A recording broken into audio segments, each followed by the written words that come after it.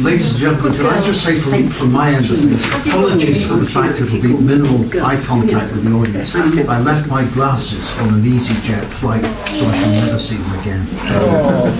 And on the way here, he tripped over a child and damaged his leg. I'm not bringing him away. He's not Bareham-proof. You remember the bit where he ripped the parking meter out of the ground? Oh, I did. Having first just headbutted it. He hasn't been very well. There's one more set. Do you want to If someone. Okay. There we are.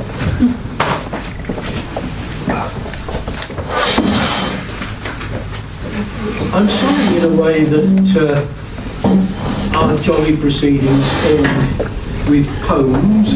I taught students for years who used to say, "Oh, not poems this afternoon, it's poems."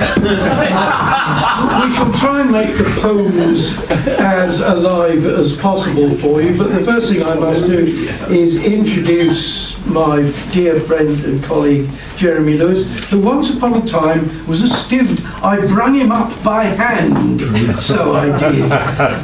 And for many, many years we've done this sort of thing together, acted together. He has directed me, I have directed him. There was a time when I used to do a lot of Jacobean tragedy in the theatre at the university, and if I wanted an Antonio, said, "Jerry, it's another Antonio," and I think we went through every Antonio in Webster, Shakespeare, goodness knows what. Anyway, it's a great delight to have him here with me, and he knows how to read poems, which is a very rare gift. This is not an academic lecture. Please bear with me. I know it's after lunch and we're nearly going home. I hope it's an entertainment. I think of it as a music recital because Swinburne is so musical that I hope it's easy to do that for him. The very best of Swinburne is a sensual delight. So just grab the titles as they come up. They give you a very good way in. I'm not going to do an exegesis of these poems. Some of them I don't understand. That's a very good reason for not doing an exegesis of them. So we're going to start with Jerry doing a couple of Swinburne poems. The first of them is Before Parting, which comes from 1866, and then The Cliffside Path, which is slightly later, 1884. Jerry, take it away. A month or twain to live on honeycomb is pleasant, but one tires of scented thyme. Cold, sweet recurrence of accepted rhyme, and that cold, strong purple underjuice and foam, where the wine's heart has burst, nor feel the latter kisses like the first. And yet this poor one time I will not pray even to change the bitterness of it, the bitter taste ensuing on the sweet, to make your tears fall where your soft hair lay, all blurred and heavy in some perfumed wise over my face and eyes. And yet, who knows what end the scythed wheat makes of its foolish poppies' mouths of red? These were not sown. These are not harvested. They grow a month and are cast under feet, and none has care thereof, as none has care of divided love. I know each shadow of your lips by rote, each change of love in eyelids and eyebrows, the fashion of fair temples tremulous with tender blood, and colour of your throat. I know not how love is gone out of this, seeing that all was his. Love's likeness there endures upon all these, but out of these one shall not gather love. Day hath not strength, nor night shade enough to make love whole, and fill his lips with ease, as some bee-builded cell feels the heavy lips of heavy honey swell. I know not how this last month leaves your hair less full of purple colour, and hid spice, and that luxurious colour of closed eyes, is mixed with meaner shadows and waste care, and love kissed out by pleasure seems not yet worth patience to regret. The cliffside path. Seaward goes the sun, and homeward by the down we, before the night upon his grave be sealed. Low behind us lies the right steep murmuring town. High before us heaves the steep, rough, silent field. Breach by ghastlier breach, the cliffs collapsing yield. Half the path is broken, half the banks divide. Floored and crumbled, riven and rent, they cleave and slide toward the ridged and wrinkled waste of girdling sand deep beneath, whose furrows are far and wide. Wind is lord, and change is sovereign of the strand. Star by star on the unsunned waters twiling down, golden spear points glance against a silver shield. Over banks and bents, across the headland crowned, as if by pulse of gradual plumes through twilight wheeled. Soft as sleep, the waking wind awakes the weald, moor and copse and fallow, near or far descried. Feel the mild wings move and gladden where they glide. Silence, uttering love that all things understand, bids the quiet fields forget that hard beside. Wind is lord, and change is sovereign of the strand. Yet may sight and ere all this hoar-soft shade grow brown, hardly reckon half the rifts and rents unhealed, where the scarred cliffs downward sundering drive and down, hewn as if with stroke of swords in tempest steeled, wielded with the night's will and the winds may wield, crowned and zoned in vain with flowers of autumn tide. Soon the blast shall break them, soon the waters hide, soon where late we stood shall no man ever stand. Life and love seek harbourage on the landward side. Wind is lord, and change is sovereign of the strand. Friend, though man be less than these for all his pride, yet for all his weakness shall not hope abide. Wind and change can wreck but life, and waste but land. Truth and trust assure, though here till all subside, wind is lord, and change is sovereign of the strand. And now for something completely different, as I say. Burton's wild and weird verse extravaganza, Stone Talk, is a crazy mixture of knockabout adventure and serious thinking. And I strongly believe this is the first public reading of Stone Talk ever. You're very privileged to be here. We'll start with the alcoholic recollections of Dr. Polyglot, who of course is Burton himself.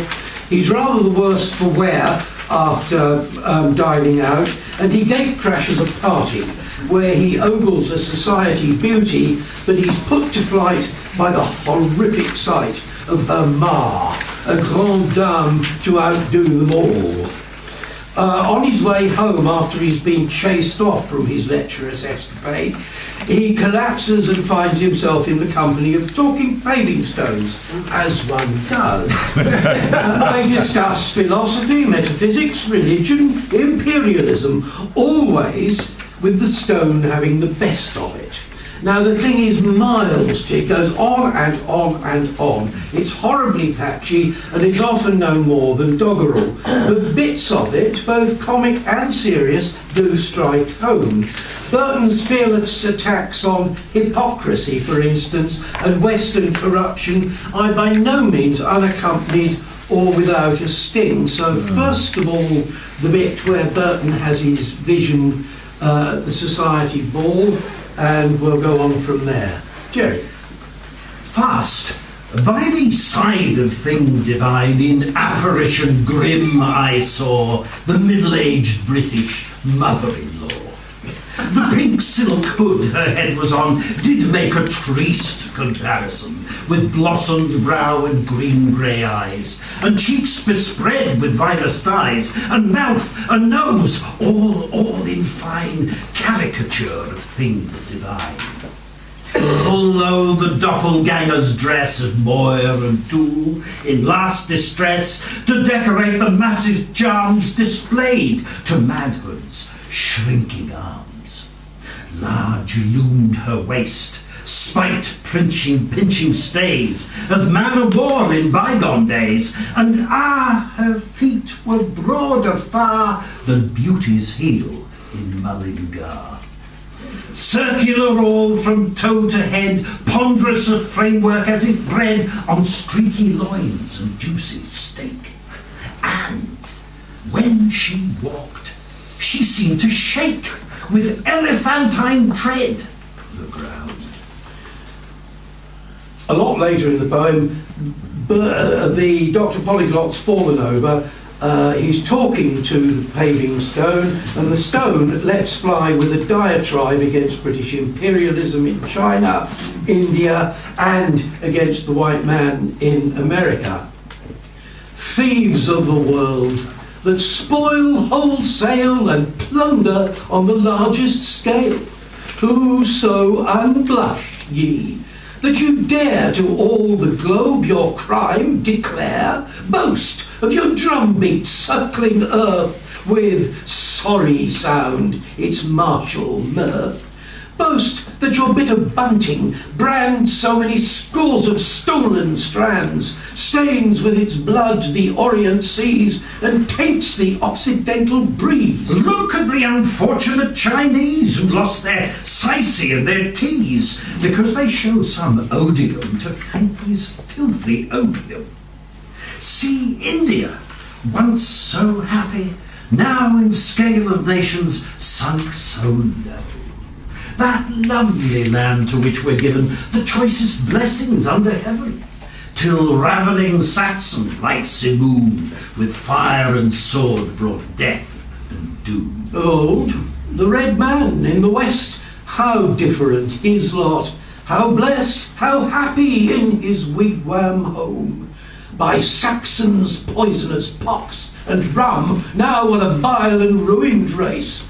A few years more, its every trace will vanish clear from earth's fair face, except in books and bygone tales of squaws, scalps, tomahawks, and trails. How many die blaspheming foodless liberty? Britain declares she's free. Go test her truth in the dread dens of Manchester. Go and with freedom's boastings cram the ravening boar of Birmingham. On Galway's hills perhaps you'll find mouths to support you when they dine. Fair sir, your wealthy vanities have frozen human charities within your breasts. As ice brooks steal, your hardened hearts forget to feel for any but yourselves. I saw last night a starveling seized by law because he dared to beg for bread. Your slave walks, sir, you're pleased to call colonies. Change of name, that's all. And when for slave one pauper reads, there's scanty difference betwixt the breeds. Mr. Legree in Maryland lashes his own with sparing hand. Your fine East Indian magistrate to free men deals far harder fate. Oft have I heard of women stripped, lashed to a tree, and fairly whipped. 3 dozen lashes. As descends the manly blow, each hard knot sends a burning pang through all her frame, yet mild compared to outraged shame. The first half score, when duly plied, raise lengthy wheels from side to side, and each fresh stripe, like molten lead, removes the strips of flesh that shed large blood drops on the stones below. More Swinburne now. Jerry doing A Forsaken Garden and Dead Love. In the coign of the cliff between lowland and highland, the sea down's edge between windward and lee, walled round with rocks as an inland island, the ghost of a garden fronts the sea. A girdle of brushwood and thorn encloses the steep square slope of the blossomless bed where the weeds that grew green from the graves of its roses now lie dead. The fields fall southward, abrupt and broken, to the lone last edge of the long lone land. If a step should sound or a word be spoken, would a ghost not rise at the strange guest's hand? So long have the grey bare walks lain guestless, through branches and briars. If a man make way, he shall find no life but the sea winds, restless night and day. The dense hard passage is blind and stifled, that crawls by a track none turn to climb, to the strait waste place that the years have rifled of all but the thorns that are touched not of time. The thorns he spares when the rose is taken, the roses are left when he wastes the plain. The windlet wanders, the weeds wind shaken, these remain. Not a flower to be pressed of the foot that falls not, as the heart of a dead man the seed plots are dry. From the thicket of thorns whence the nightingale calls not, could she call, there were never a rose to reply. Over the meadows that blossoms and wither rings but the note of the seabird's song. Only the sun and the rain come hither all year long. This is Dead Love. Dead love by treason slain lies stark, white as a dead stark-stricken dove. None that pass by him pause to mark their love. His heart that strained and yearned and strove as toward the sundown, strives the lark and is cold as all the old joy thereof. Dead men re-arisen from dust may hark when rings the trumpet blown above. It will not raise from out the dark dead love. Some Burton again now, and certainly the best of Burton as poet, the Catholic art, of course. Much illuminated by what I learned this morning, certainly. I can now read this with an attempt at some sense in it. Jerry Starkers. How short this life, how long withal, how false its wheel, how true its woes. This fever fit with paroxysms to mark its openings and its close. Ah, gay the day with shine of sun, and bright the breeze and blithe the throng, met on the river bank to play when I was young, when I was young. Such general joy could never fade, and yet the chilling whisper came, one face had paled, one form had failed, had fled the bank, had swum. Still revellers danced and sang and trod they in the bank of time's deep tide. Still by one they left and fared to the misty thither side. And now the last hath slipped away yon drear death desert to explore. And now one pilgrim worn and lorn still lingers on the lonely shore. Yes, life in youth-tide standeth still, in manhood streameth soft and slow. See as it nears the abysmal goal, how fleet the waters flash and flow. And deaths are twain, the deaths we see drop like the leaves in windy fall. But ours, our own, are ruined worlds, a globe collapsed, last end of all. We live our lives with rogues and fools, dead and alive, alive and dead. We die twixt one who feels the pulse and one who frets and clouds the head. And oh, the pity! Hardly conned the lesson comes its fatal term. Fate bids us bundle up our books and bear them bodily to the worm. Hardly we learn to wield the blade before the wrist grows stiff and old. Hardly we learn to ply the pen ere thought and fancy faint with cold. Hardly we find the path of love to sink the self, forget the I, when sad suspicion grips the heart, when man, the man, begins to die. Hardly we scale the wisdom heights and sight the Pisgah scene around, and breathe the breath of heavenly air and hear the sphere's harmonious sound. All faith is false. All faith is true. Truth is the shattered mirror strewn in myriad bits, while each believes his little bit the whole to own. What is the truth? Was asked of yore. Reply all objects. Truth is one as twain of halves I makes a whole. The moral truth for all is none. As Pallas, mirrored in the stream as vapour mingled with the sky, so weaves the brain of mortal man the tangled web of truth and lies. What have we here? Forms, nothing more. Forms fill the brightest, strongest eye. We know not substance mid the shades. Shadows ourselves we live and die.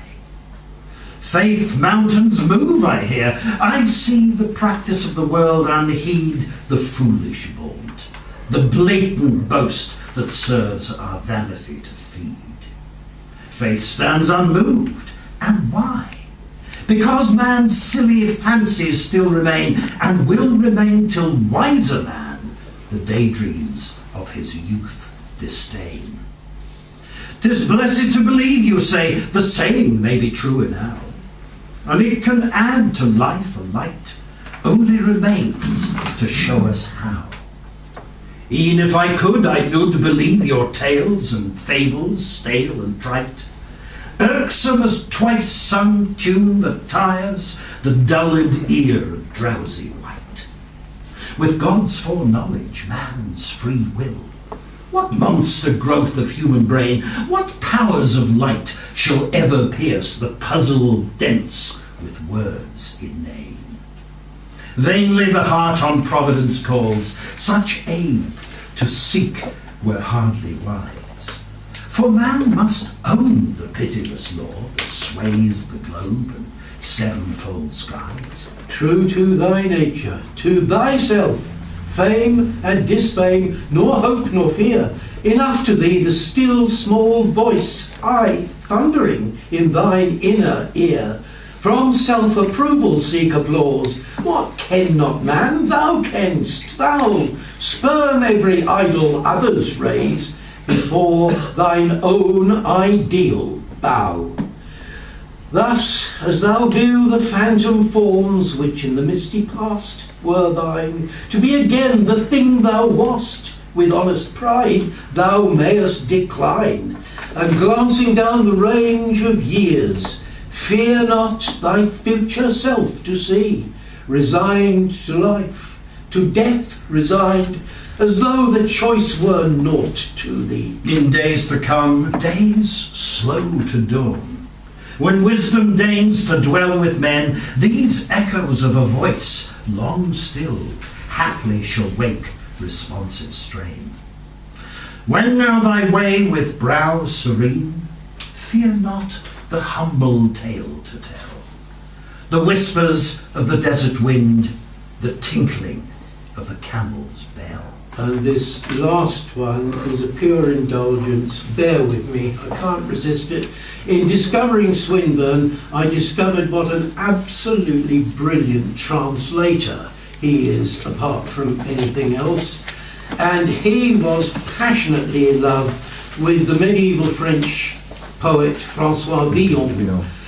He did wonderful things in translating Villon, lawless, boozy French 15th century poet who epitomises everything that is revolutionary about Burton. And this is Swinburne's translation of the poem in which Villon discusses his whore, Madge. The Ballad of Villon and Fat Madge. What though the beauty I love and serve be cheap? Want you to take me for a beast or fool? All things a man could wish are in her keep.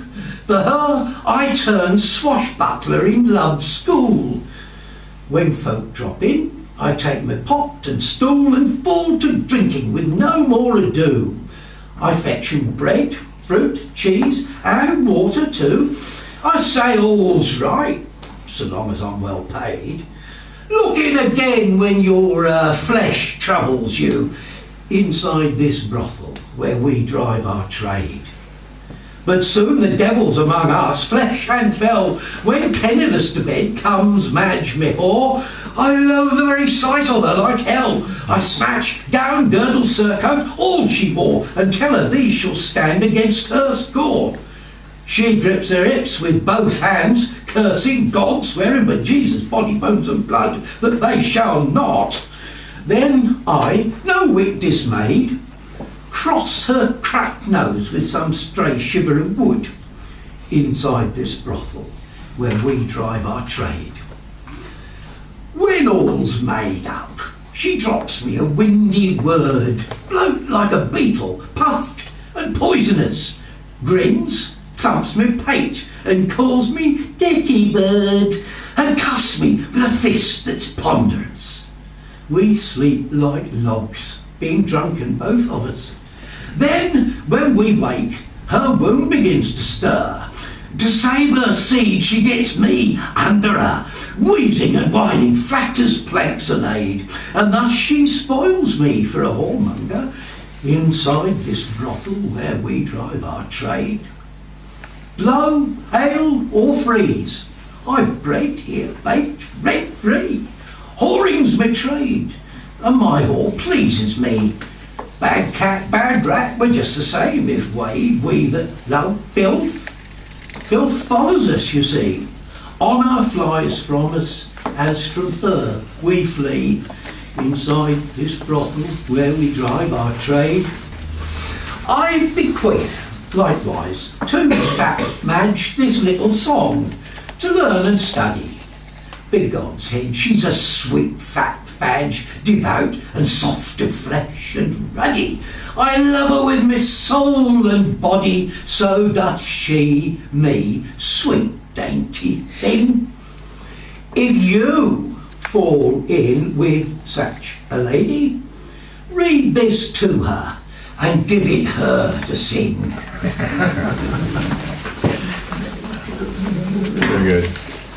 And before anything else can happen, I'm going to beg 2 more seconds of indulgence to thank most passionately and devotedly dear friend Mick Walton, who is a genius at organisation apart from anything else. Incident after it, this morning it was raining and suddenly there were spare umbrellas.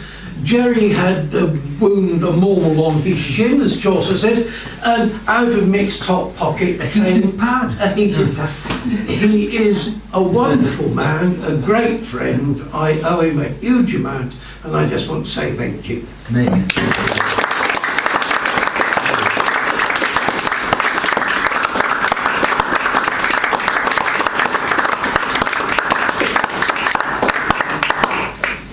And for your readings. And for your readings. Thank you. Thank you.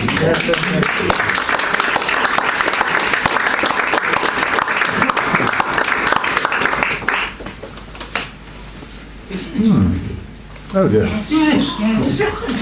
I think we ought to give a more thorough round of applause. I was hoping for an encore, but anyway. Sorry.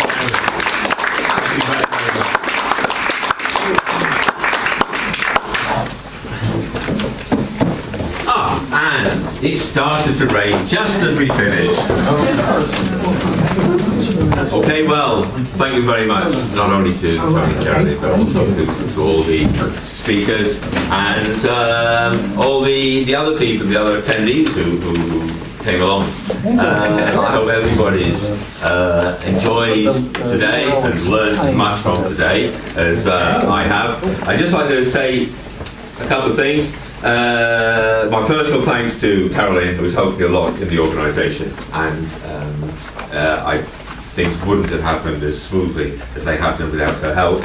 And to Tony, whose birthday was on Thursday, I think last Thursday, and who was apparently 21 for the 4th time. And so that's the end. The next appointment will be in Burton's birthplace in Torquay in 2021, the bicentenary of his birth, probably in March, but that's yet to be decided. So, safe journeys for everybody. There are actually some umbrellas and stuff, and it seems as though we're going to need them. And apart from everything we learned and enjoyed about today, one other thought is none of us will ever have to come to Boulogne-sur-Mer ever again.